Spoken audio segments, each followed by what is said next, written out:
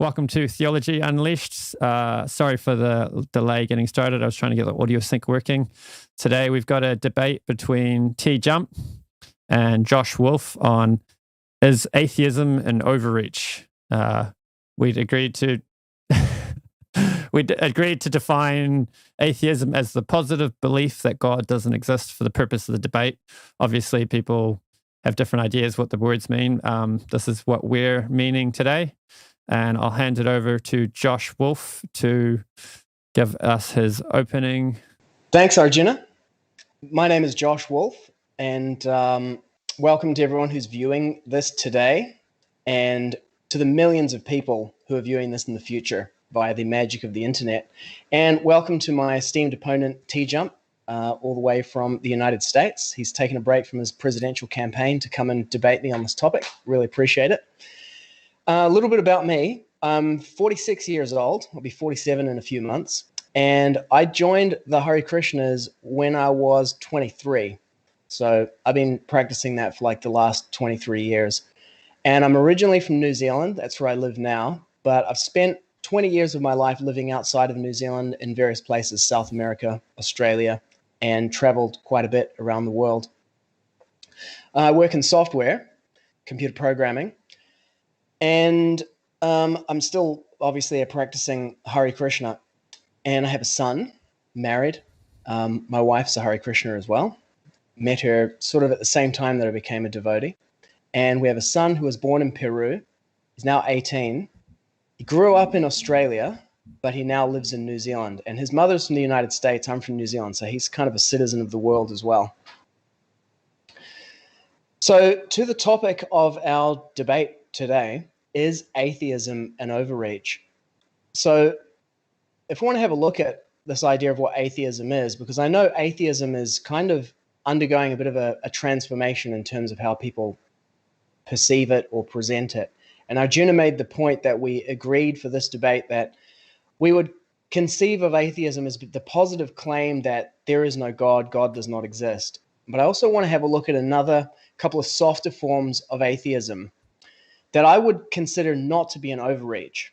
So you have this idea of atheism that's almost like an agnosticism, which is the claim that kind of there's insufficient evidence, and one of these two, either we don't know, by which I mean nobody knows, and if you want to make that a little stronger, you could say nobody could know, and then there's an even softer version of that, which is I don't know. So, I mean, atheist literally means without theos or God, or in Latin or Spanish it would be Dios, without God. So agnosticism, which comes from the Greek meaning agnosis, which means like without knowledge, means I don't actually know whether God exists or not. So that's kind of like an absence of a positive knowledge or an absence of a positive claim. And if that's a personal experience, it's just like, I don't really know personally. It's one thing. You can make that stronger by saying, well, nobody knows. And you can make that even stronger by saying nobody can know. And then, the type of atheism that we're talking about today is where you take it to the nth degree, like outside of that domain entirely, and you say, we actually do know, and we do know that God does not exist. That's a positive claim for the non-existence of God. Positive claims for the non-existence of something are problematic from a scientific point of view because it's always possible that something exists that you don't actually know about. Even, you've heard the saying, absence of evidence is not evidence of absence. So to conclusively, the science is settled kind of, the jury is in, the verdict is that God does not exist, is a claim that requires an extraordinary amount of proof, to establish it. And I would say that even within the scientific model, if we're utilizing that, you couldn't even actually make such a claim, and such a thing doesn't exist. But even leaving that aside, like I would say, first of all, that it's actually logically and scientifically impossible to make that claim and have it be a scientific claim. That we know everything that there is to know, and we know within everything that there is to know that God does not exist. The first thing is we don't know everything that there is to know. So there's always, this kind of God of the gaps idea is always there that, okay, well, maybe there's just something that we don't know. Maybe he's like invisible and we can't see him. But that's just like looking at it from a logical and a scientific perspective. One thing we can be sure of is that if there is some supreme being who exists outside time and space and is the source of time and space itself, since the instruments of perception that we use are the material senses, which are designed and intended for interacting with the material energy itself, there's no way that those senses could themselves perceive some source which is beyond that. And then when we go to the absolute limits of what we can perceive scientifically, we run into the quantum mechanical problem of the double slit experiment, where mathematically, it turns out that when we're not actually perceiving or looking at concrete particles, they don't actually exist as concrete particles. So the fundamental nature of reality itself, mathematically, when we drill right down to it, turns out to be something completely imperceptible to our material senses. But we can arrive at it through logic and through mathematics. And it was Albert Einstein, I think he was walking with either Dirac or Heisenberg, and he said to him, "Are you saying that when I'm not looking at the moon, that the moon doesn't exist?" Maybe it was Schrodinger. It was one of those guys. And that other physicist said to him, "Yes, that's the conclusion of quantum mechanics."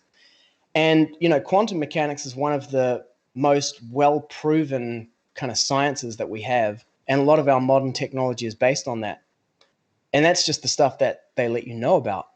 But moving on from that point, which is an ancillary digression, here's the thing, is that it is technically impossible for us to perceive God directly with our senses.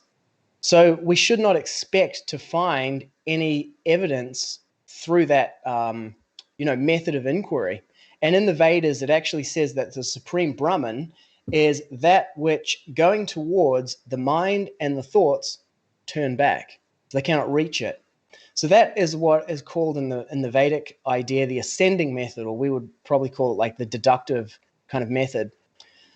So the way to understand and to gain knowledge about God is to gain it through a descending process.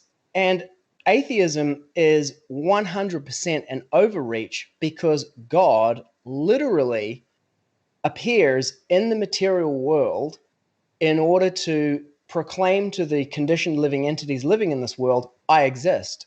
This is who I am. And this is how you can know me." So 5,000 years ago, Krishna appeared in this world and said, "Hello, I'm God. Aham sarvasya prabhavo." Everything emanates from me, all spiritual and material worlds. And here is the process by which you can know me without a doubt. So that process is given by Krishna himself. And the process that Krishna gives in Bhagavad Gita is the chanting of his holy names, specifically the Hare Krishna Maha Mantra, which is Hare Krishna, Krishna Krishna, Hare Hare, Hare Rama, Rama Rama, Hare Hare. Now, that's one particular way of getting to know God, by chanting those names. But I've lived in many countries. Like, I lived in South America, and in South America they call the sun El Sol, and in France they call it Soleil, and in the mountains in Ecuador they call it Inti. That's what the Quechua name for the sun is. So those are different names, but it is the same object that is indicated by those names. So you find human beings all over the planet who will chant the holy names of God, whether that's Allah, Yahweh, Jehovah, and obviously Krishna. And this is the process by which you can know directly and experience the existence of God. And the way that we know about that is because God literally comes into the material universe periodically in order to communicate that to the living entities who live within the world.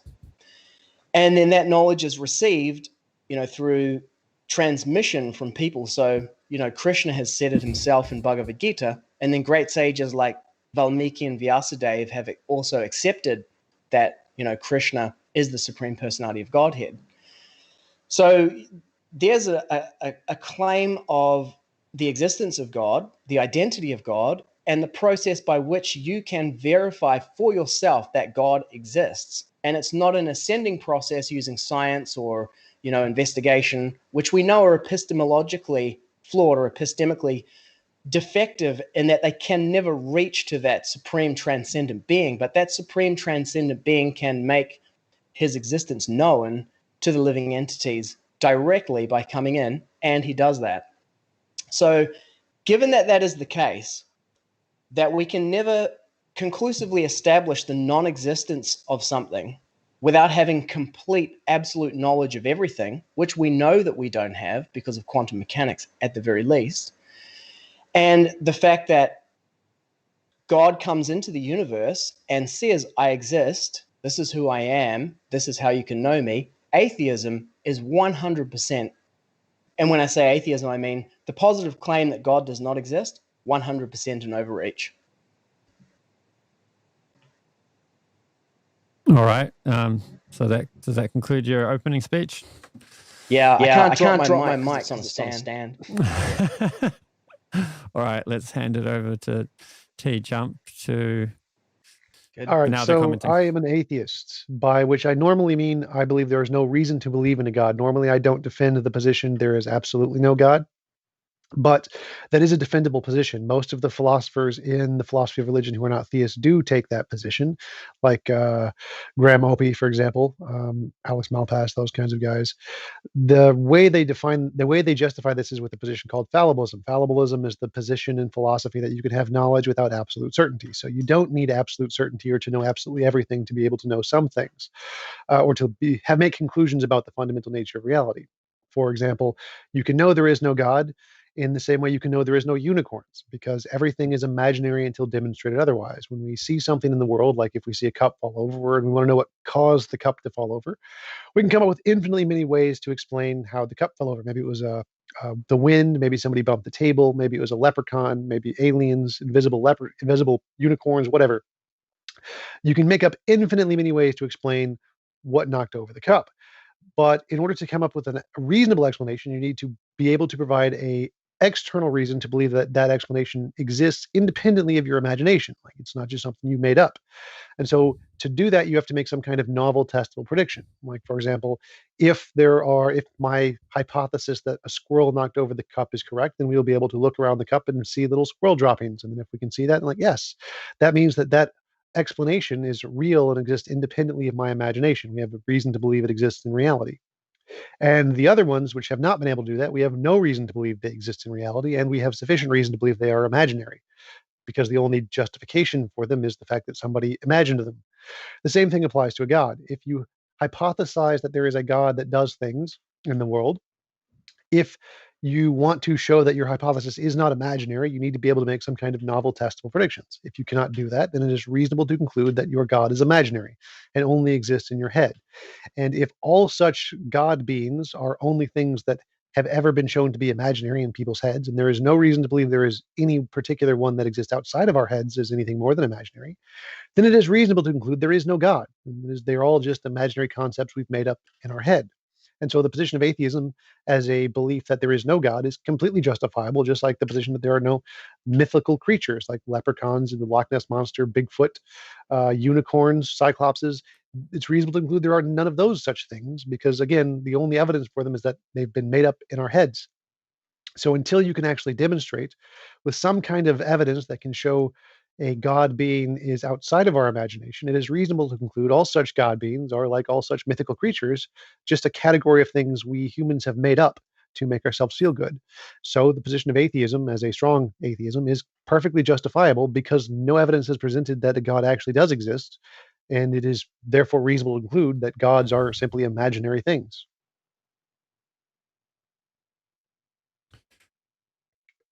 Cool. All right, so now we can move to open discussion. Who wants to start? There is a difference between a unicorn, a leprechaun, the Loch Ness Monster, and Bigfoot, and the Supreme Being who is the source of all spiritual and material worlds. And that is that leprechauns, unicorns, Bigfoot, Loch Ness Monster are all material manifestations, whereas God is categorically distinct from those. For example, a leprechaun... Mind if I just interrupt right there? Well, that's not the case. There are many mythical creatures like ghosts and spirits who are not physical things. So the qualities of the thing being positive makes no difference. It doesn't make a difference if it's physical or non-physical or supernatural, ubernatural. It makes no difference. Everything is imaginary until demonstrated otherwise. And so if you want to hypothesize that there is a god or a ghost or a leprechaun, physical, non-physical, you can add whatever properties you want to it. It makes no difference at all. Until you can show it's not imaginary, well, then it's reasonable to conclude it is purely imaginary, whether it's physical or not. Well, I challenge that first point that you made there, that, ghosts and, supernatural, what you called supernatural phenomenon there, that they are in a Venn diagram in the same circle as leprechauns.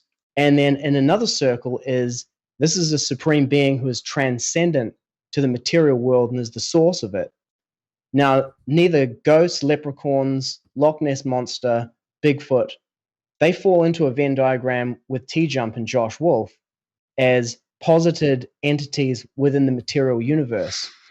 None of those are posited as a transcendent source of the material universe. So they're categorically different.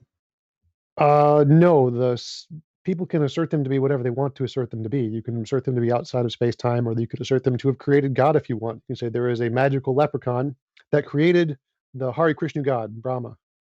You can assert them in any way you want. It makes no difference to the hypothesis. So the qualities of the thing you're asserting are irrelevant. What matters is, can you show that they exist in reality independent of your imagination? So yes. That would be the question. As long as you can't do that, then atheism is justified. Yeah, so you have to deal with the fact that Krishna comes into the material world and says, I exist. Like and Jesus? Here's a process by which you can know me. Like Jesus? Well, Jesus doesn't say he's the source of all spiritual and material worlds. Yeah, he did. Alpha and Omega. That's kind of what it means. The beginning and the end? Yes, so of everything. That is kind of the point. In the beginning, there was the Word. And I was with the Word, is what he said. He didn't say, I am the Word. You can take that interpretation if you'd like, but the classical Christian interpretation is that the Word came from God. The Word was the God that was the beginning. And prior to the Word, there was just the God. And so the Word was, in fact, the beginning of the universe, the Big Bang, more or less. Well, we are not interested in interpretations. We're interested in what he actually said. And Krishna says, Aham sarvasya prabhavo, I am the source of all spiritual and material worlds. So why you don't accept that? Well, I don't. What they particularly said doesn't make a difference. Again, you can put anything into your hypothesis you want. You can say, I believe there is a round square, and then that's fine too. Like I couldn't care less. Mm-hmm. The only thing that matters is, can you show that your imagined hypothesis exists in reality independent of your imagination? The fact that they claimed whatever they claimed, if they claimed they were a round square, again, that would make no difference one way or the other. You'd still have to show, was what they said correspondent to something in reality, or was it just imaginary, like even if they existed? Yes. So that is why Krishna says, here is a process by which you can know me without doubt, asamshayaha. And so by chanting the Hare Krishna Maha Mantra, you can know without a doubt that Krishna is the Supreme Personality of Godhead. So why you don't take that and try it? Okay, let's try it. What is it? It's Hare Krishna, Hare Krishna. Hare Krishna, Hare Krishna. Okay. Let me help you out here. I can do this. Put it in the chat. I'll just streaming it live. Can you make it go faster? Hare Krishna, Hare Krishna, Krishna, Krishna, Hare, Hare, Hare Rama, Rana, Hare Rana, Rana, Rana, Hare, Hare. Was something supposed to happen now? Was it magic words? Oh God, there he is. He's up there. He's purple and pink and looks a lot like Jesus. We just ruined TJump's career. So it's like, just ruined your career as an atheist. You're now a devotee of Krishna. Yep. One who even chants the name of Krishna once is a devotee of Krishna. Awesome. Can I get paid now? Does he like send a check to my bank account every month? Is that how this works? Spiritual credits only. Well, it's like, you see, the thing is, it's a process, like anything, like, I mean, you don't go to school on the first day and suddenly, okay, now I know everything that there is to know about this thing. Yeah, but you normally learn one thing at least. So that phrase gave me nothing. I've learned nothing. No, you have. Krishna is the Supreme Personality of Godhead. I do not know that. Well, it's a working hypothesis that you can test. It's like going to the gym to get six-pack abs, It's a process that you go through to get it. Not everyone has six-pack abs, but I go to the doctor and get liposuction. That's how I get six-pack abs. That's much, much easier. But so even if we take this hypothesis you think is true, that's great. The test has failed so far, so until it actually starts to succeed, I have no reason to believe in God, and I'm justifiably an atheist, that there is no God and it's just imaginary and there's nothing beyond that. Well, that would be like saying that, like, I did some crunches and like changed my diet for one day, but I don't have six-pack abs, therefore it's imaginary. But people do have six-pack abs. And many people have reported that by chanting the Hare Krishna Maha Mantra, they attained God realization. And there are many accounts of that throughout hundreds, thousands of years. Okay, but their accounts aren't evidence. So if I had like an account of a 300-pound man saying he had six packs like months ago, I'd be like, that's great. Could you actually demonstrate this in some way? Their testimony isn't evidence it's actually true. It's just more things in their imagination. Again, the criteria here is you need some way to differentiate. Is this in our imagination or is it in reality? And just saying, well, it's in lots of people's imagination does absolutely nothing to indicate that. There's lots of people who can imagine Bigfoot. The number of people does not increase the probability of Bigfoot existing. So you need to show it exists independent of imagination. Yeah, you can experience direct perception of the self through realization. Krishna says in Bhagavad Gita, Pratyaksha Vargamam Damyam Susukam Kartamavyam, that through this process, which is the perfection of religion, you'll directly perceive me. Okay, that's nice. Lots of religions say that. Once it happens, then it's good evidence. Until it happens, it's not evidence. But you will never actually be able to test that hypothesis unless you apply yourself to it. Yes, lots of people have and have converted away from Hare Krishna. Yeah. So, but that doesn't disprove anything. That's like saying lots of people bought this how to get six-pack abs course on Facebook, but not all of them got six-pack abs. It's like, sure, Yes, but if the test is specifically that the God claims that you can, in fact, know them with 100% certainty, and it does not work with 100% certainty, then that is a falsification of the God statement. Well, it's not. It's like if I'm selling my six-pack abs program on Facebook and I say, you follow this program, you'll get six-pack abs. You buy the program, and then you're like, nah, didn't work. But, maybe you just didn't do it. And that's what most people run into, is they just don't actually do it. I said the thing you said to say. It didn't work. So obviously there's some additional criteria. It's not just to say the thing. It's you have to do some other set of things in addition to that. So you haven't provided like a whole list. What is the whole list here that I'm supposed to go through? No, you just do that continually. Oh God. So that's a couple hours a day. A day. So continually for like, so when can we falsify this? When can we say it definitely did not work? How many times do I have to say it until we can say, yep, it's false? Well, there's no amount. Okay, so in science, there's this thing called falsifiability. Like if I said there is a man named Bob in that direction, and you go 1,000,000 miles in that direction and do not find Bob, well, I can just say, oh, well, you need to go another 1,000,000 miles. He's out there somewhere. He's just there's no limit to how far you can travel. He's just in that direction somewhere. That's called unfalsifiable claims. So in order to be a scientific claim that actually qualifies as evidence, you need to make it falsifiable. You need to say, at this point, if you have not found Bob, then I was wrong. My fault. My theory was false. So in order for it to qualify as evidence, it needs to be falsifiable. You can say, okay, so if you've done this test to this extent and it fails, the test proves my hypothesis false. But how are you going to construct a falsifiable claim using science about something that doesn't exist in the material world? Easy. It just has to have an impact on the material world. So any novel testable prediction, for example, if Hare Krishna exists and I believe Hare Krishna will give me a gold brick if I pray to him, and I pray to him, and there is a gold brick in front of me that appears magically. That would be evidence of Hare Krishna, even though he exists outside of space-time. Well, it wouldn't really, because you could posit any number, an infinite number of alternate hypotheses, including, covert extraterrestrials who are just messing with you. Yes, you could do that for any hypothesis, but the one that can make the novel testable predictions is the one that has the evidence. So it doesn't matter. There's always infinitely many ways to explain any phenomenon, like what knocked over that cup. Could be squirrels, birds, someone knocked the table, the wind, the meteorite, aliens, leprechauns, magic bunnies, any number of things, infinitely many of them. But the one that is the correct evidence-wise, is the one that can predict something about it. So if I predict that a squirrel knocked it over and we see there are squirrel droppings, and we go up and check, and yes, there are squirrel droppings, then my hypothesis is by default the one that's supported. Now, it doesn't matter if after the fact you could say, well, I know that my magical leprechauns put the magic squirrel droppings there, and so I can explain that, and it's still consistent with my hypothesis.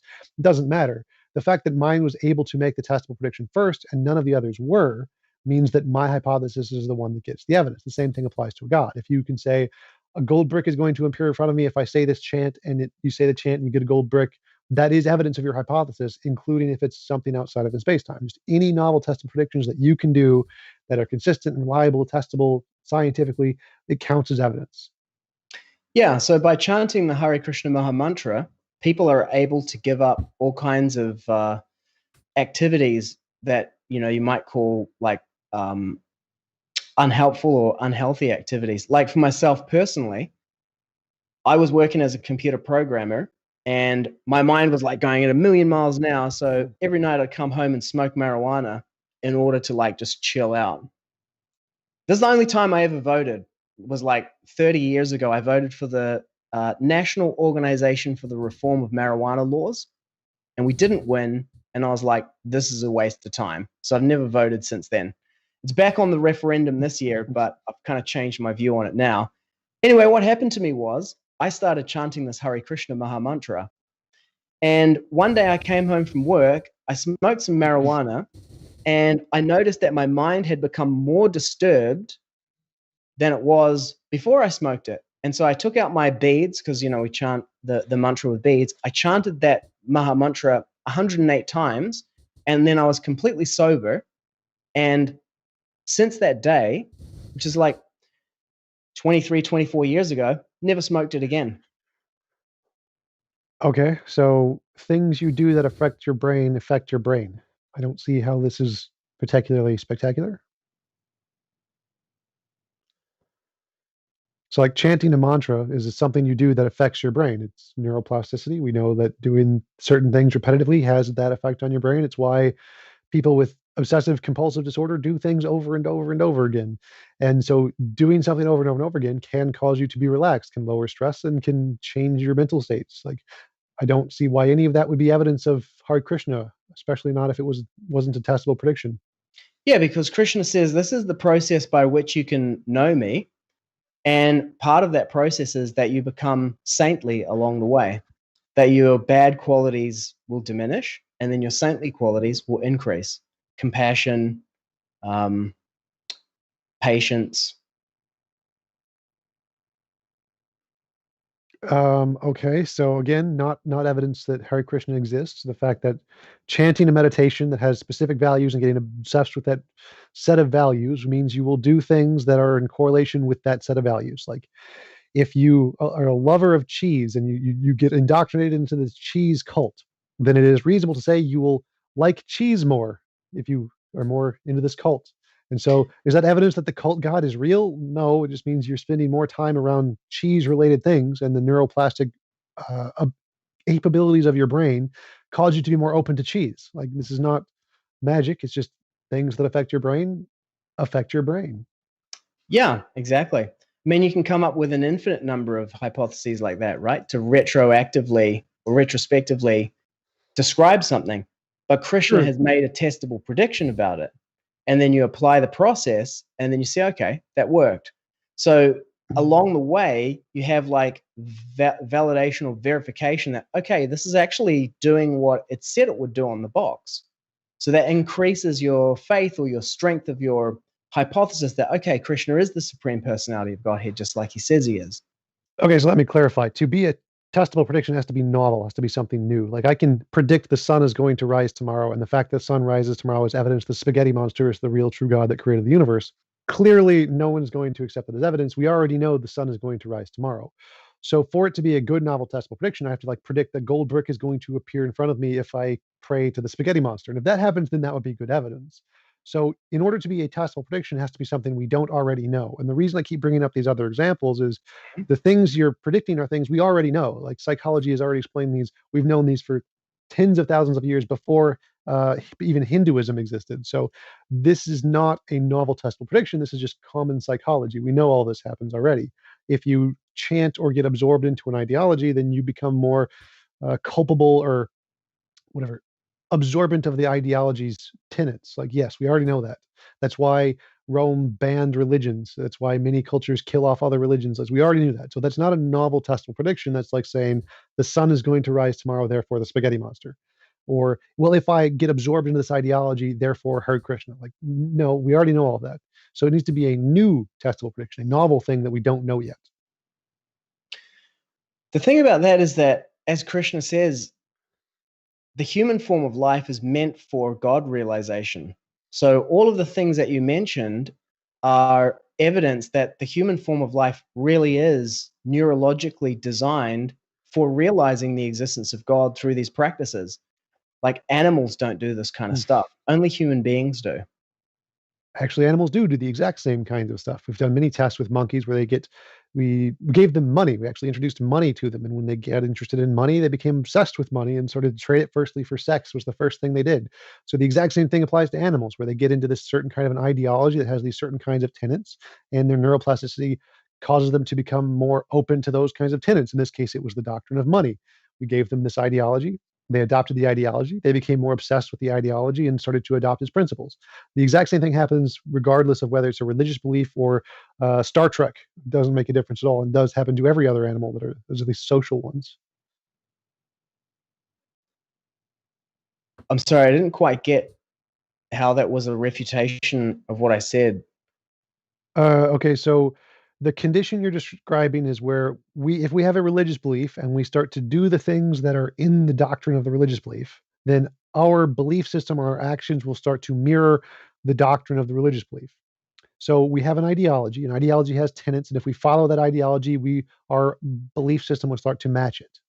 The same thing applies to literally every ideology. It doesn't matter if it's political, monetary, economic, religious, they all work the exact same way. You have an ideology. If you begin to follow and get ingrained in that ideology, the neuroplasticity of the brain will start to mirror that, and you will start to understand it more and be more open to it. That's why most of the people who go into philosophy of religion, more of them convert to Christianity than the other way around.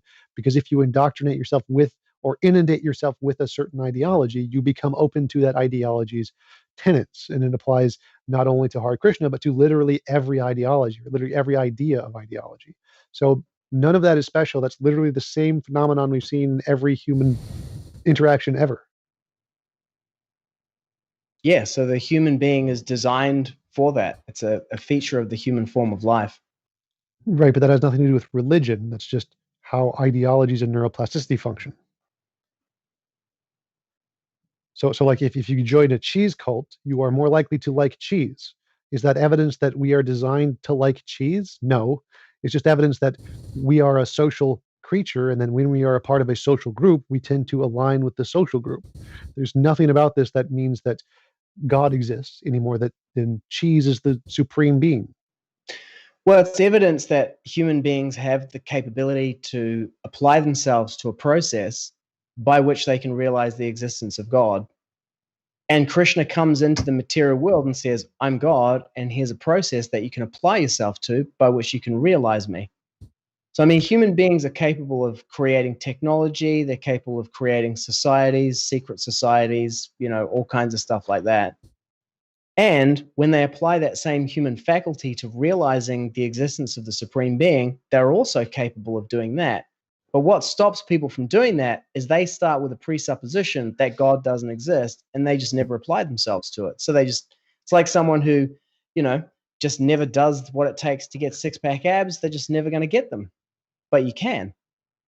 Okay. Well, that's obviously false. I mean, most people don't start with the presupposition there is no God. Atheism is a minority position. So most people do presuppose there is a God, strangely enough. But presuppositions have nothing to do with it at all. It's simply that anytime you devote yourself to an ideology, or like getting six-pack abs, then your brain will change in order to mimic the things that you're doing. Like, and the more you do something, the more the neuroplasticity of your brain develops around the thing you're doing. Always. It doesn't matter what it is. It has nothing to do with religion or magical cheese.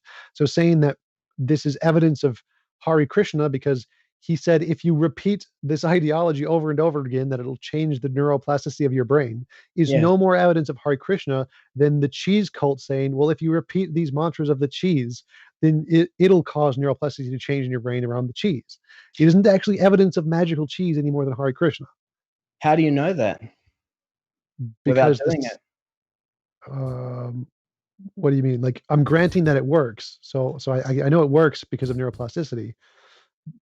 I'm saying that the fact it works isn't evidence of Hare Krishna because it works for contradictory ideologies equally. Yeah, but what I'm saying is that when you apply that faculty of the human being to a transcendent subject matter, you realize the existence of your own transcendental identity and the identity of that transcendental source of the spiritual material worlds. Now, if you apply it to any material thing like cheese or money or anything like that, you're going to realize a material result. But what I'm saying is that when you apply that, as Krishna says, he says, if you apply this process to me, you will know me without a doubt. That's actually the way to directly experience the existence of God. It's also the way to directly experience homeopathy and ghosts and magic and mythical creatures and anything that humans come up with in our imagination. Like, literally that same method you're describing works for everything, whether it exists or not, because it's an idea in your head. And the more time you spend focusing on that idea in your head, the more you're going to believe it's real in, like, you're part of a cult or whatever. So, okay, so your claim is that because you can develop like devotion to some imaginary thing that doesn't exist, therefore anything that you develop devotion to doesn't exist? Is that what you're saying? No, I'm saying that, again, the criterion of evidence is we need some way to differentiate imagination from reality. So we have this method that you're proposing that we have a devotion for some ideology, and that if we have devotion for this ideology, we will come to believe it's real.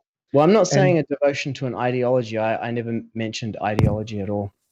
Hare Krishna, it's ideology, right? It's a religious ideology. No, Krishna is a person. Okay, so by ideology here, I'm just using it as a class, which would include religion in the person of Hare Krishna. So I'm using that word, not a word you're using. So okay. In this context, the method you're proposing is if you have a devotion for something and you focus on this something, you will eventually believe it exists or come to know it, is the words you used.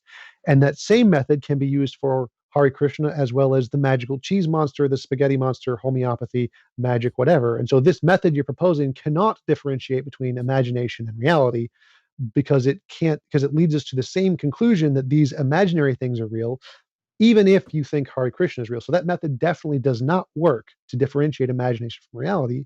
So that method is not evidence that Hare Krishna is real, because it could just as easily be one of the imaginary things. The thing about it is, if we go back to the flying spaghetti monster, if you were to describe the flying spaghetti monster with the exact characteristics of Krishna, like the flying spaghetti monster is the source of all spiritual and material worlds. You're basically just using a different word to describe Krishna, is all you're doing there. Right. That's why I included many things like political ideologies, economic ideologies, magical cheese. Like, I'm making these distinctions to show these are not Hare Krishna. They're not at all like Hare Krishna. They're just material things we've made up specifically for the purpose of just making them up.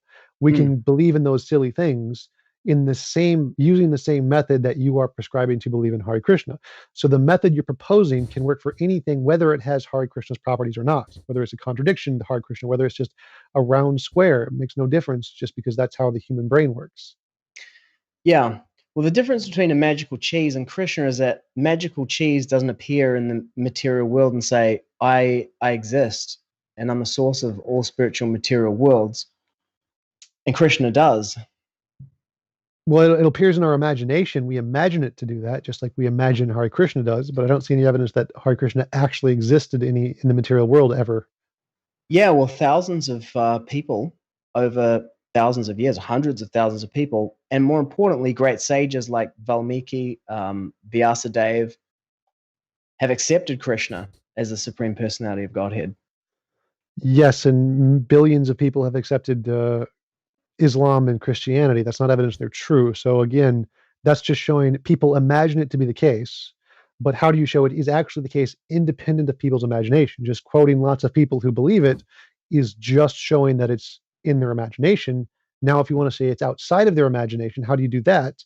Well, you do it with something like science.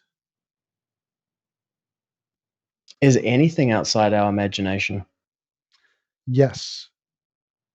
Can you give an example of something? Yes, this camera lens is outside of my imagination.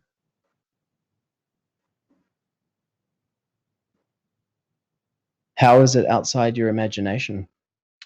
Because my imagination cannot affect it. I cannot lift it with my imagination. I cannot morph it with my imagination. I cannot change it with my imagination. If I threw it at you, I couldn't stop it with my imagination, and I couldn't imagine your sensation of it hitting you.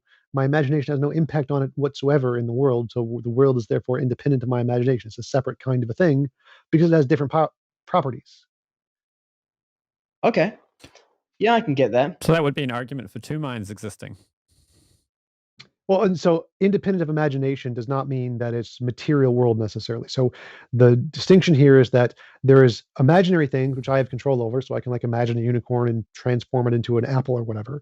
And there are things that are outside of my imagination I do not have control over, like the TV in front of me. Now, it could be the case that TV is a part of a greater mind or whatever, or maybe a deeper level of my imagination.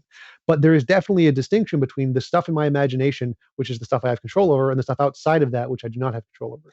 But whether we label that as material or not is independent of the argument. How do you know that you're not imagining that you don't have control over it? If I was imagining I didn't have control over it, I would still not have control over it because my imagination stopped me from having control over it. So there'd still be a difference. But you wouldn't know. Like, how do you know that you control your imagination? Because I can transform a unicorn into an apple at will. Yeah. So that's like what you can see that you can do. Yes. And then there's these other things that you see that you can't do with your imagination. Yes. But how do you know that that is not a product of your imagination itself?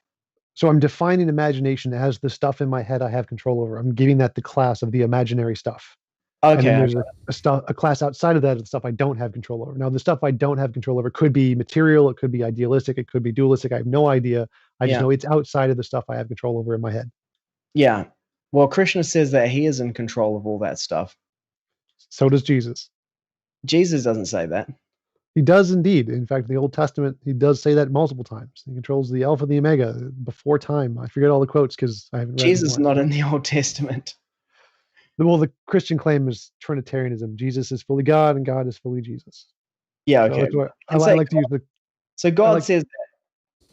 Yeah. Yeah, so I like to use the quote that Jesus drowned babies because Jesus and God are the same person. So, okay. Well, I mean, here's the thing. That's just exactly what I said. Krishna or God controls all of that. Like, right. Because, so I mean, the point I'm making here is that everybody can make the same claim. That's nice, but that's just an imaginary thing in your imagination. Now, how do you show it is of the non-imaginary class of things? I think it's worth pointing out that the Christians claiming that and us claiming that isn't mutually exclusive. In fact, it's the same thing.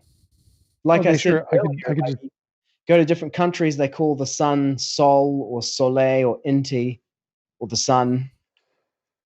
Right. I mean, I think the Christian would argue it is a contradiction. They see them as separate entities. But if you want, I could just pick a different non-Hare Krishna ideology like the magic cheese or the spaghetti monster or whatever, which obviously would contradict because you agree that they're physical.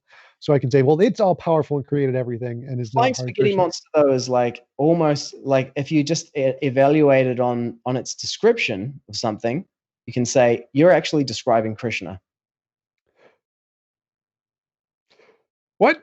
The flying spaghetti monster is Krishna? I like this. I'm starting to become more of a fan of We should have called Krishna. it a flying spaghetti monster debate. That would have been fun. Yeah. Yeah. Sure. Well, look, if you say the flying spaghetti monster is like the the origin of all spiritual material worlds, the origin of everything and the control of everything, and that, when you're touched by his noodly appendage, you can know him. We're talking about Krishna. Yeah, that's okay. But so the point of my example would be like I could say this computer mouse is the eternal, all-powerful thingy of the world or whatever, and it's not conscious. It's a non-conscious creator of the universe or whatever. And so then it would be a contradiction to Hare Krishna, I believe, because I believe you think Hare Krishna is a person, so it has a consciousness, right? Yeah, well, just like we see that, the light coming from the sun has heat and light in it, and we know that therefore the sun has light and heat in it. In the same way, we can see in this material world the existence of personality, individuality, and consciousness. So we can understand that in the supreme source of this world, individuality, personality, and consciousness must also be present. All right, so to use a counterexample, I can just say there is an ultimate creator of all spiritual and physical things, but it's non-conscious. There is, and just give it a name, the magical cheese monster or whatever. And so now I have a contradictory hypothesis to Hare Krishna, and I can use the exact same evidence you have to lead to that one as you do to Hare Krishna. So that methodology cannot differentiate between imagination and reality because it works equally as well for two contradicting hypotheses. Well, yeah, there's this logical structure called Satkaryavad, which is that an effect cannot contain something that's not present in the cause. So having consciousness existing in the material world but not existing in the source, where would consciousness come from? In philosophy, we call that a composition division fallacy. So the properties of the whole and the properties of the parts are separate, and they can both have separate properties. So, for example, no hydrogen atom or no hydrogen oxygen atoms have the property of wetness, but if you add enough together, you get wetness. Now, obviously, no molecule has the property of wetness, but it clearly came out of the combination of them. So the whole can have something that the parts or the origin does not have. There's no contradiction there. The same would apply to consciousness. It's an emergent property like wetness. The origin of everything could just be matter in motion, like in physics, and it can still create consciousness, even though it itself has no consciousness. So I don't know what the specific technical philosophical term for this is, but the material world as it exists with consciousness within it is not separate from Krishna. Like there is only one fundamental thing, and it has variety within it.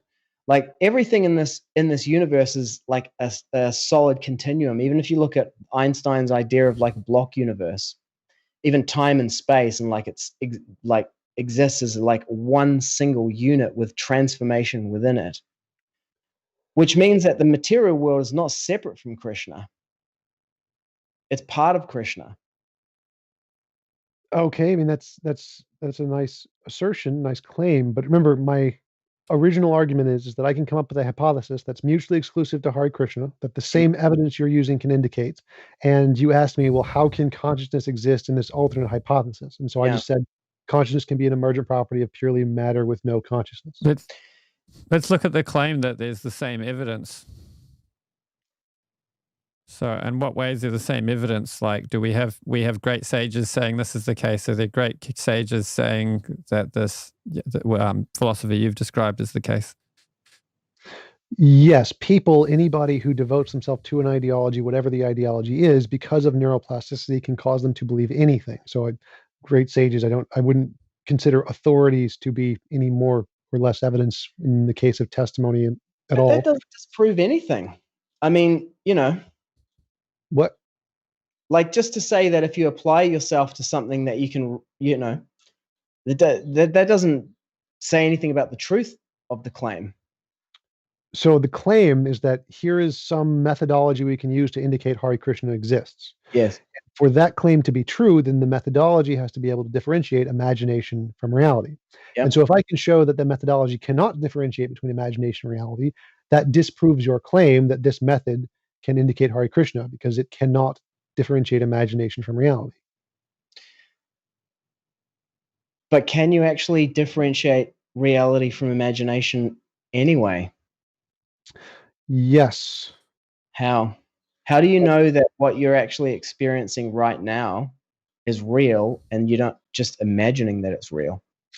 Remember before where I said the stuff in my imagination I can transform from a unicorn to an apple, and then the stuff outside of it I can't. The stuff outside of it is the class I call reality. Yeah. So there's a difference between the stuff in my imagination which I can transmit Sure. if I want, and the stuff outside of it which I can't. And the stuff outside of it is the stuff I'm calling reality. Yeah, but you have no way of knowing whether that's actually real or if that's just your perception. So again, I'm just giving it the label that this is real. By real, I mean it's the stuff that I can't imaginarily manipulate. Imaginarily manipulate? Yeah, I get that.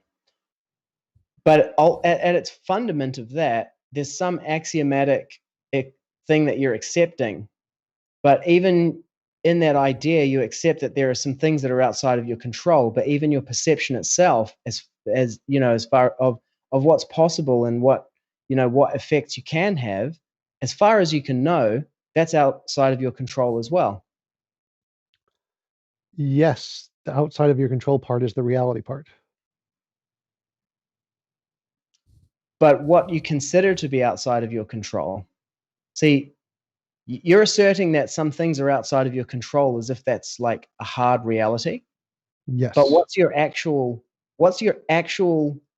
proof that that is a hard reality and not simply an illusion? The fact that I cannot transform my TV into an apple at will and back is like a fact. I literally am incapable of doing this. Now, maybe there's some ability deeper in my mind I haven't unlocked yet that may allow me to do this, but I don't have it yet. So that's how I can know. I do not have the ability to do this as of yet. And so it would fit into the class of reality things that I don't have control over. Okay, but you have no way of knowing. See, that's what I mean about atheism being an overreach. It's like, as you admitted there may be some deeper ability within your mind that you haven't unlocked yet. So you can't categorically rule it out as like, it's just definitely 100% impossible, cannot be done. Well, again, in philosophy, you don't need absolute certainty to have knowledge. So that's not a requirement that any philosopher actually says you need to be able to make claims. Wouldn't that stop scientific progress, though, if you adopted that as like well, since nobody has ever flown, with a heavier than air, heavier than air aircraft, it's just, we don't need complete knowledge of everything to be able to say that it's not possible. No, because saying that it doesn't exist does not mean you can't continue to test it to try and break the rule. Like we do that all the time.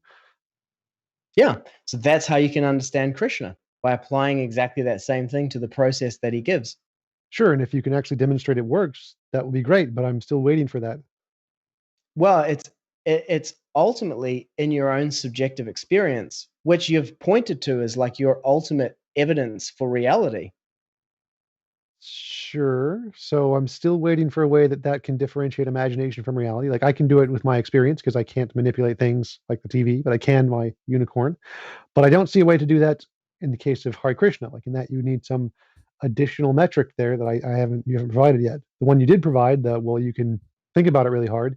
That works equally as well for things I can imagine in my head and manipulate, and things I can't imagine in my head and manipulate. So that doesn't give us a way to differentiate. Well, it does in a sense, because at the end of the day, people talk about Flying Spaghetti Monster and it's kind of a bit of a joke and everything, and it's pretty hilarious. It's very well done, but people don't devote themselves to actually prosecuting and executing that as a process. Whereas with Krishna consciousness and other, religious processes that people have devoted themselves to it, people don't do that for magic cheese. So I see the point of the magic cheese is like the magic bread of Christ. It's literally just an analogy to things that already exist. So we do literally value things that are analogous to the magical cheese. The point of these analogies is that they are mocking religious examples that do exist. So we do literally see those things that people do literally devote themselves to that. In the case of Jesus, it's the magic bread of Christ instead of magical cheese. So we literally do devote and worship very silly things like wooden statues or magical cows, like golden calf statues, all kinds of things. Like literally anything you can imagine, people have worshipped it at some point. So yes, we do. We definitely do have people devoting their lives to very silly ideas all over the world. So I don't think that is a good argument saying, well, people don't devote their lives to silly things. Like, yeah, they do. They really, really do. Yeah. Well, again, I would point to that as like, it's part of the design of the human being that they have the ability to be able to do that. And that's actually the process for realizing reality beyond the limitations of the physical world. So our ability to imagine made up things that don't exist and devote ourselves to those things is the same ability we use to imagine the ultimate supreme being of the universe and devote ourselves to it. Yes. What is stopping that thing from just being, well, maybe it's just one of the imaginary things we're devoting ourselves to?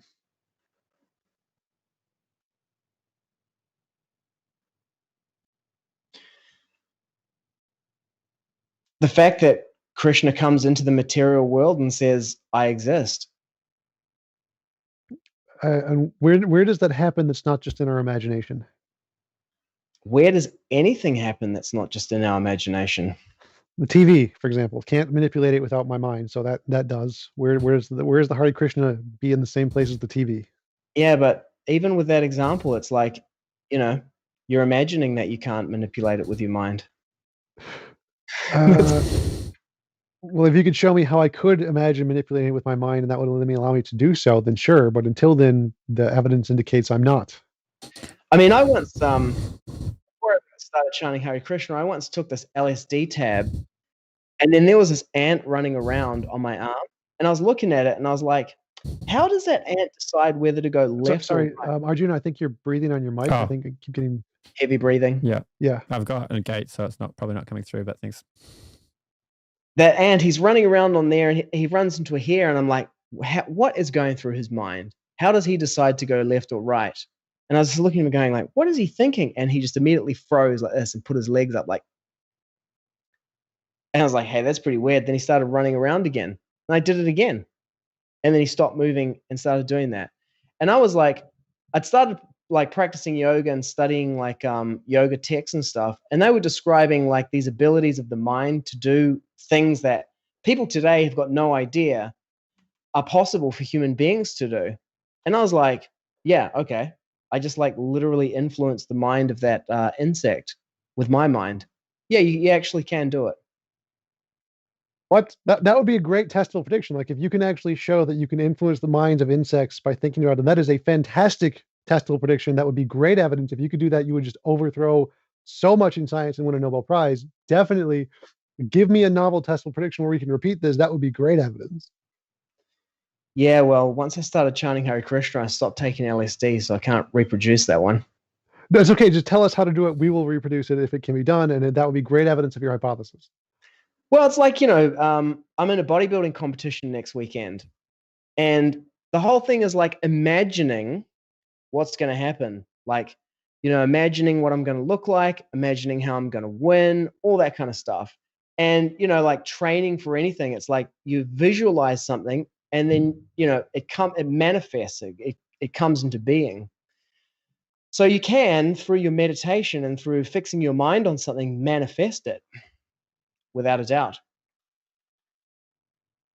Well, I was talking about like the impacting animals, like because we know animals are independent of our imagination. So if you can use your imagination to impact animals, and we can repeat that experiment, that is great evidence. Show me how to do that. I absolutely want that because I can then just send the bears to kill all my enemies. It's great. Yeah, I'm not sure if that establishes the existence of God, but I think what that points to, and again, it's anecdotal evidence, right? It's from my own personal experience. But ultimately, when you're talking about like a transformation of personal consciousness and different levels of awareness, there's no way that for one person at one level of awareness or consciousness that you can demonstrate something that requires a different level of awareness or consciousness. It's just impossible, axiomatically. Well, I'm saying what you did happened. I'm going to say it's true or whatever. And now I want to repeat it. I want to be able to show other people how to do this scientifically. So if you can give me a method that we can repeat this process, that's fantastic. I would love it. That is great evidence. Tell me how to do this.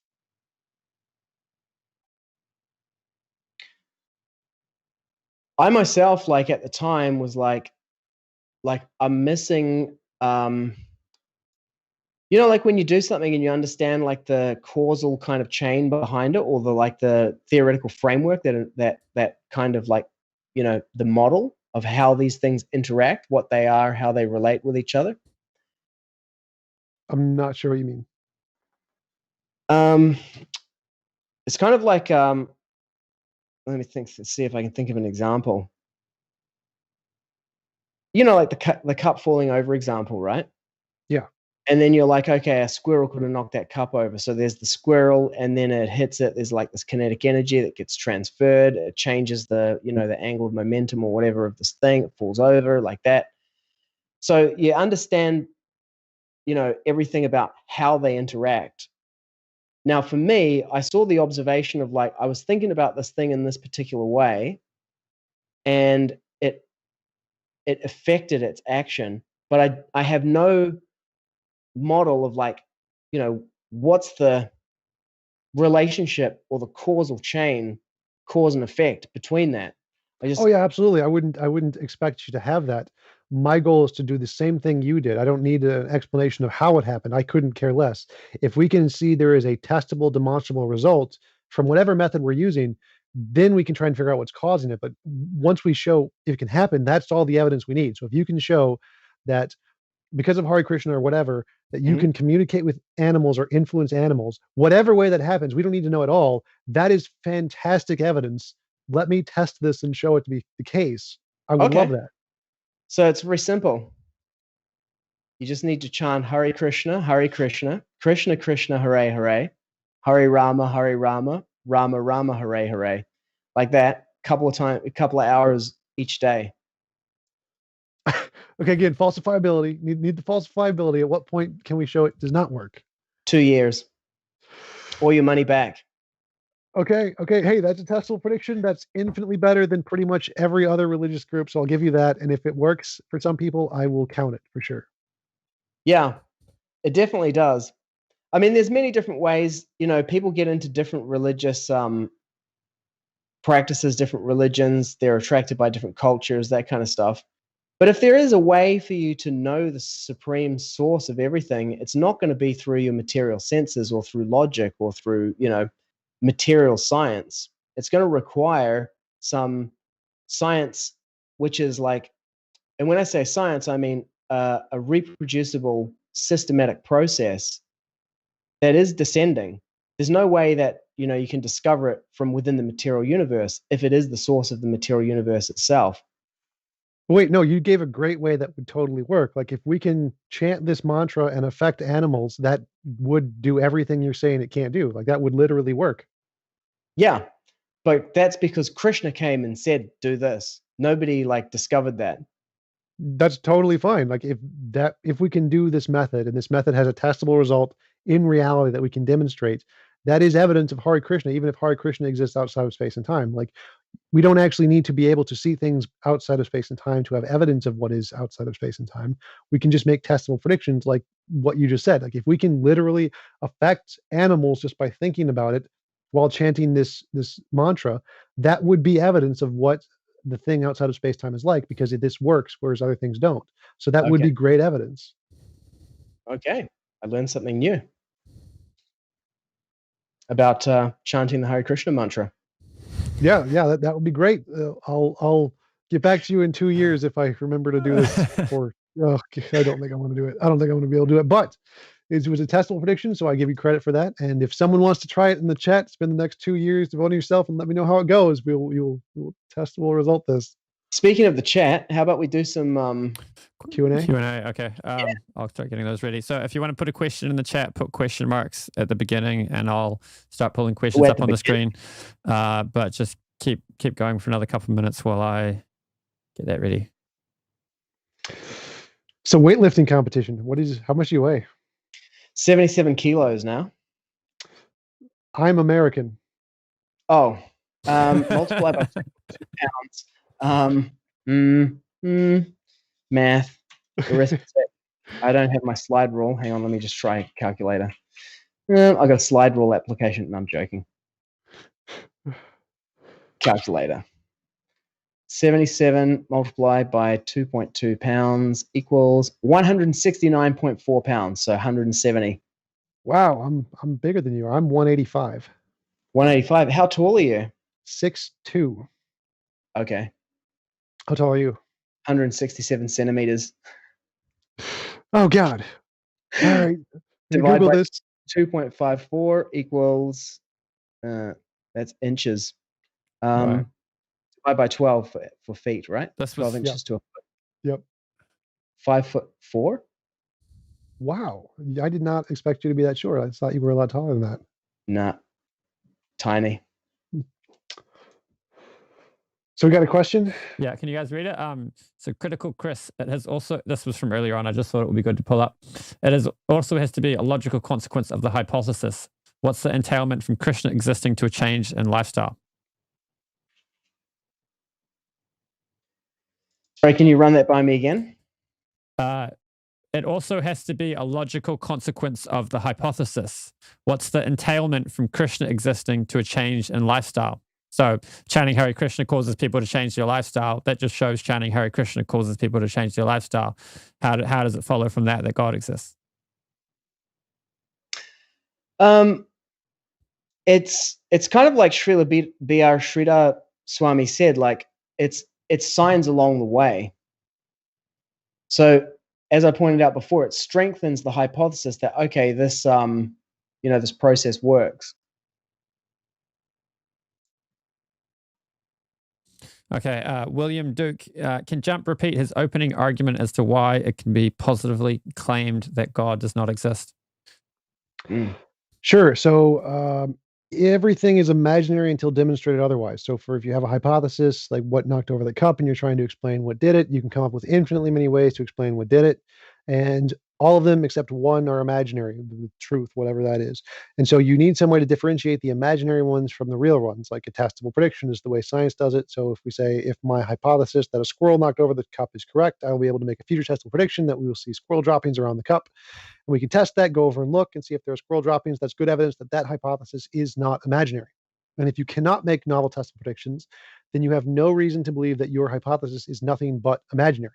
So until you have some kind of evidence that can demonstrate that your hypothesis is not imaginary, it is reasonable to conclude that it is nothing but imaginary. And so all of the hypotheses for God that are unable to make novel testable predictions, it's reasonable to conclude they are imaginary. And since none of them have ever been able to make novel testable predictions, it's reasonable to conclude that all God hypotheses are imaginary because none of them can differentiate between imagination and reality. So that is why it's reasonable to conclude that there are no gods at all, because none of them can make novel testable predictions. So it's reasonable to conclude they are all just imaginary. Is that like saying an absence of evidence is reason to conclude something is imaginary? An absence of evidence that something is not imaginary is reason to conclude it is imaginary. Okay. Yes. Yeah, I guess that as a working hypothesis, you could take that approach, but what you really miss out on then is the opportunity of actually discovering it through direct perception. Direct perception seems to not work as a method to differentiate imagination from reality. But that's exactly every time we come to this, you always go to direct perception as your test for what's imaginary and what's real. I can't affect the television, so therefore the television is real, but that's your just direct perception. Right, it's the direct perception plus an additional methodology to that. So it's not just direct perception, it's direct perception plus this way to differentiate the imaginary things and the non-imaginary things. So yes, you use direct perception in addition to another methodology, and those combined things gives us a way to differentiate, not just direct perception. Direct perception on its own does not. All right, Achudananda Das. Joshua, how many years have you chanted this Hare Krishna mantra, and what experience have you had with that? What experiences have you had with that made you believe there is a God named Krishna? Well, I've been chanting it since 96, 97. So how long's that? Maths. 23 years? 23 years. So 23 years, yeah. What experience have you had with that made you believe there is a God named Krishna?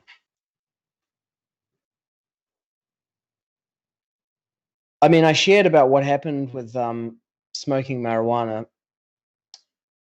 I mean, I left New Zealand and went and lived in South America for 3 years.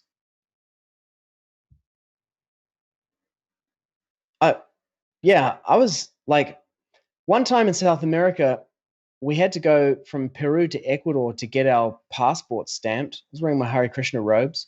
It's early in the morning because we'd traveled overnight.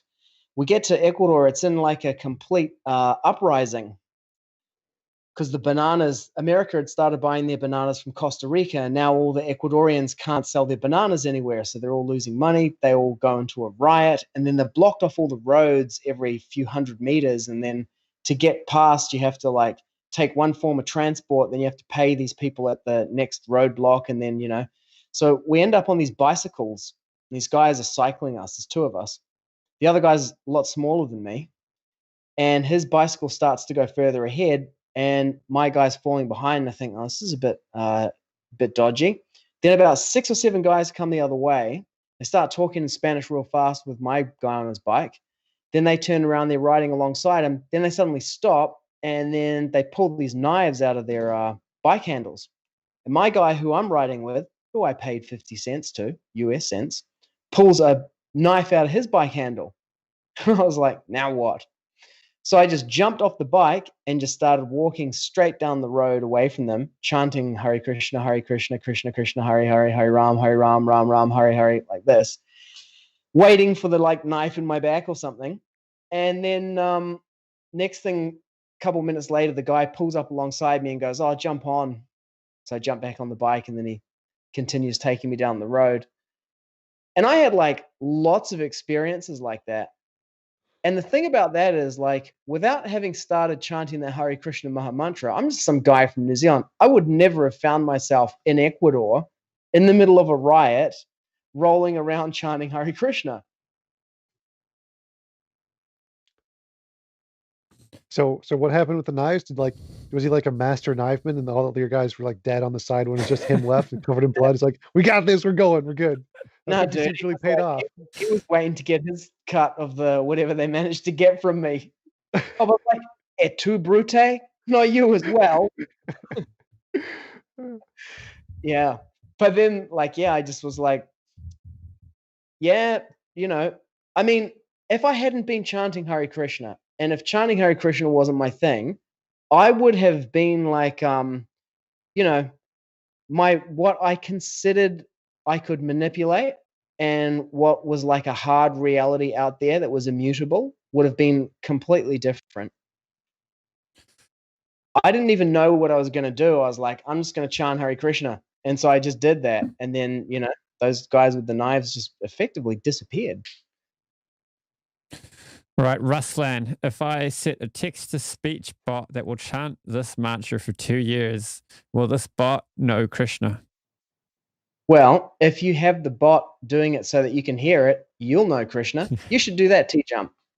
You want to get the controlling the animals, there's the shortcut. You get a bot to do it for you. I like it. We're getting a lot closer to the how to test this now. JP Sears did the 4-hour spiritual week or something video, and he recorded himself saying all his affirmations, and then put it on repeat on iTunes so he wouldn't have to say them, and then he put it on mute so he wouldn't have to listen to them.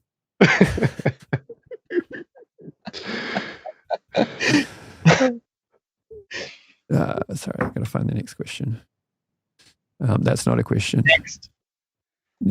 Jump, I have. It seems Russian. No, I just started the screen snipping and then realized I had to scroll down. Where were we? Yeah, I should write that thing for you so we can put the YouTube comments into OBS automatically. Yeah, that would be great. Yeah, Josh has just now promised to write a code for OBS. So anyone who uses OBS for live streaming will be able to hit up Josh and get the code, and then you can automatically just click on a comment and it will appear in OBS just like it does in StreamYard. You just have to enter the registration code when you install it. It's Hare Krishna. Critical Chris again. Would not having a changed life count as evidence against the God hypothesis? If not, how is a changed life evidence as neither? Hang on. Evidence as neither state of affairs raises the probability of the hypothesis being true.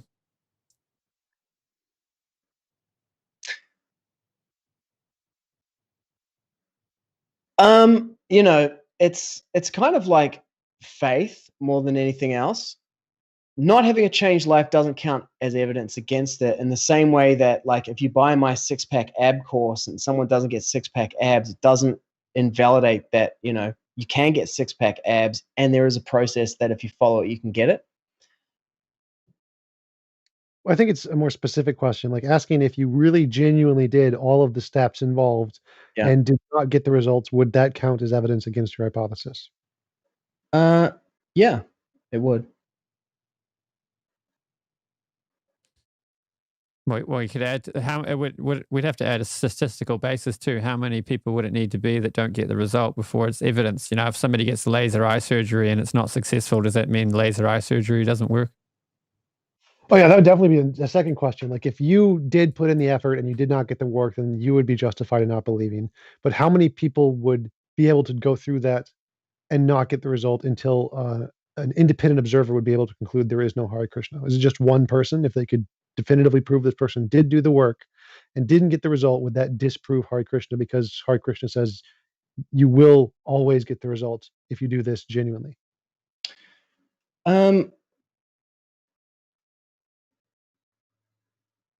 I don't think so. And here's why I say that, because in the Bhagavatam, it talks about the story of Ajamil, and he was a brahmana and a devotee, and he became very attached to sex life, and he had like a 3-year-old, and he was like in his 80s. And he was very attached to his child, but he named his child Narayan, which is one of the names of Krishna.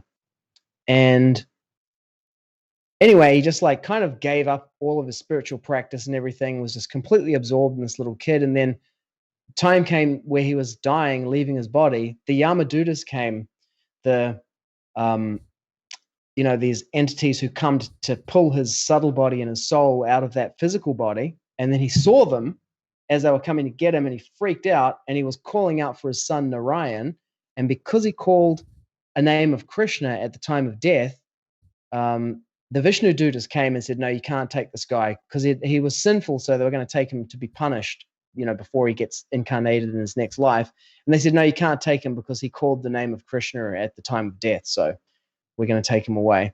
So that story there indicates that even if someone, does the whole thing and then claims that they never got any result out of it, the ultimate test is at the moment of death and what happens to them at that point. So according to the canon of Krishna consciousness, it wouldn't be falsified. So was his son's name just Krishna, and he called his son's name and it happened to be the same as Krishna, so they didn't or be like, so he didn't believe, it was just because the name was the same? Yeah, exactly. So that's why I named my son like that. All right. So Josh, is there a first specific reason that convinced you this God is real? This God, I mean, how did you become a Hare Krishna first? How did I become a Hare Krishna? So I was raised as a Christian, and kind of like, I remember being like 10 years old and asking on a Christian camp late at night, to the camp counselor guy or whatever, like, what about was a problem of evil, all that kind of stuff.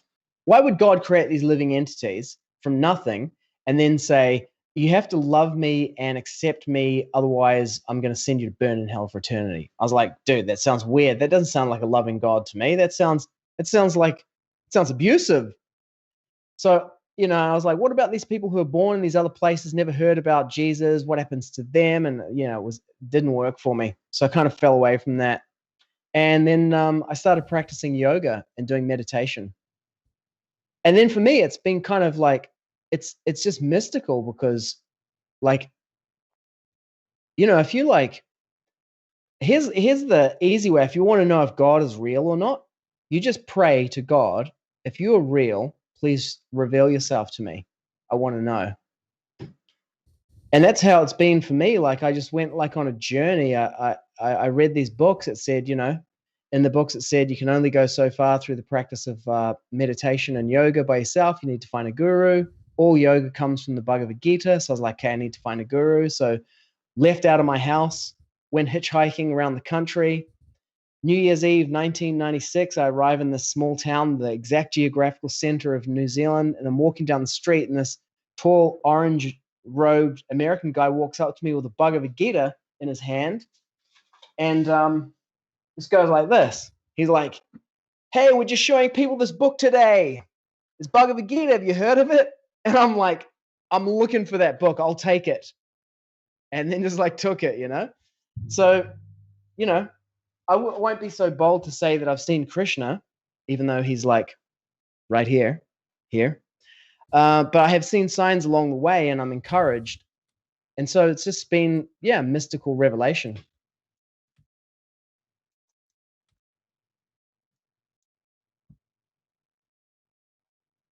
All right.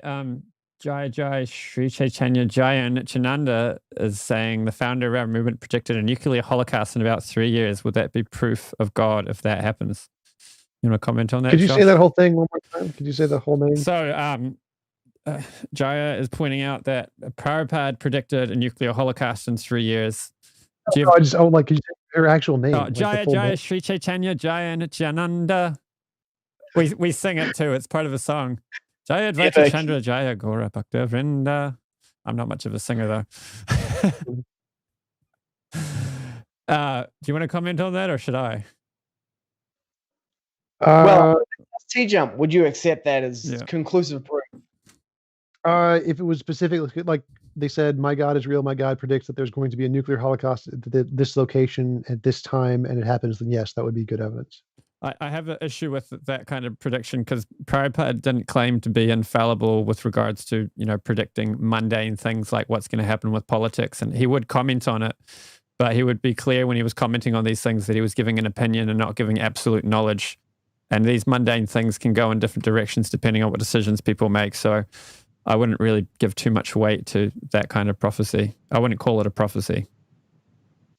I would be kind of like, okay, it's interesting, but let me see a little bit more about what's behind this, because alternative hypotheses of how it was predicted. Like maybe they got someone on the inside who knows, or I don't know, maybe astrology is real. Who knows? Okay, are there any more questions? I think I've got through them all. If I've missed it, maybe you can... a lower standard of what he requires to believe in God than me. I think that might be it for the questions. Maybe some more ones will come in. I saw Tim Marwick was asking about the insects. Oh, did I miss his one? There's a lot of comments which aren't questions.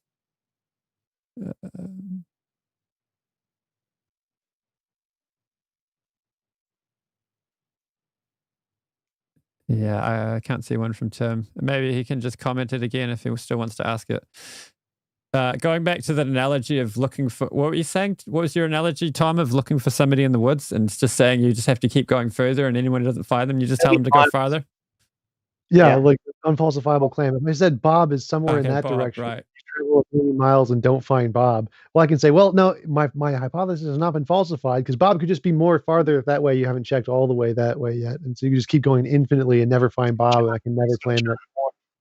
Yeah, exactly. So what if another 2 years? What if over a period of thousands of years, millions of people have found Bob, and currently in this world today, there's thousands of people who have also found Bob? Well, if you can show us how to find Bob, that's great. We'll find Bob. Here's that mantra again. Just saying. Oh, I think there's like a bar in the middle that I thought it was an I originally, but it's not an I, right? Yeah, I should have made it like a pause. Slap. It's just a pause. It's a line break. Gotcha. Yeah, I can actually. All right. Well, should we wrap it up then, or you guys want to? I mean, there hasn't been any. Nobody's been hurling turds. What? What happened to the people that we paid to hurl turds at TJump? I prayed the spaghetti monster smote them with his noodly appendage. Yes. Yeah. Okay, so in summary, let me see if I can summarize your argument, TJump. So really the basis, the core of your argument is this, can't remember what the name of it is, like falsifiability, or can you just remind me what the name of that philosophical? Fallibilism. Fallibilism. Yeah, that it's not necessary to have complete knowledge in order to falsify something. It's not necessary to have absolute certainty to have knowledge. Okay, it's not necessary to have absolute certainty to have knowledge.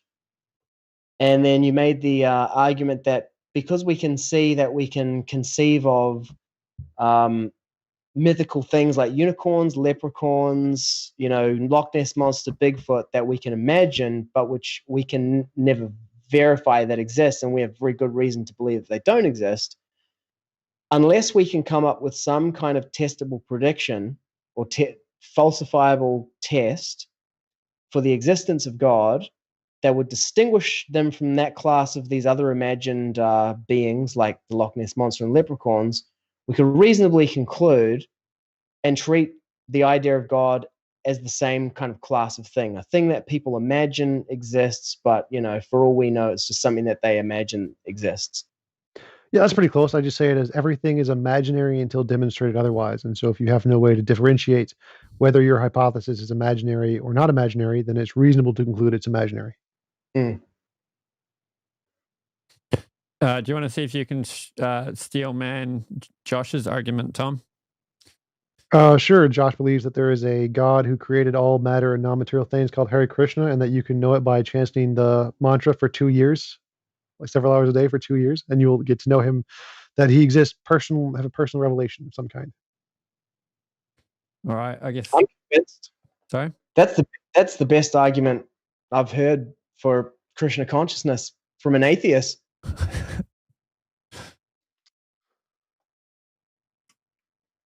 I guess we'll wrap it up here. Someone wants us to get TJump to chant the mantra again without the I. Sure.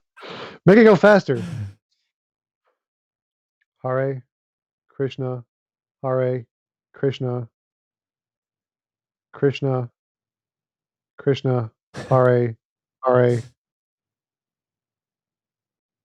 Hare Rama, Hare Rama, Rama, Rama, Hare, Hare. I should have done this. There you go. Yeah. You're on your way to controlling. There's a bigger version of it. But anyway, once it's enough. It's easy. I was trying to get a high resolution one. Anyway, so thanks for tuning in. We've got some more debates with TJump coming in next week. I'll post the time later, but it's happening at our 6 a.m. because we've got a devotee in South Africa called Varahadas debating TJump on does God exist? That one should be interesting. Good old fashioned, does God exist? This one. Huh? It's like the inverse of this argument. Yeah, the inverse of this debate. That should be good. Awesome. And then I'm in the process of scheduling Graham Oppie and Dr. Howard Resnick. Dr. Graham Oppie, I should say too. That should be interesting. That'll probably happen in December because they're both very busy people. And if you like this, be sure to subscribe so you can see more of our videos and let us know what you think down in the comments and hit that like button. Thank you. Hare Krishna. Hare Krishna. Hare Krishna.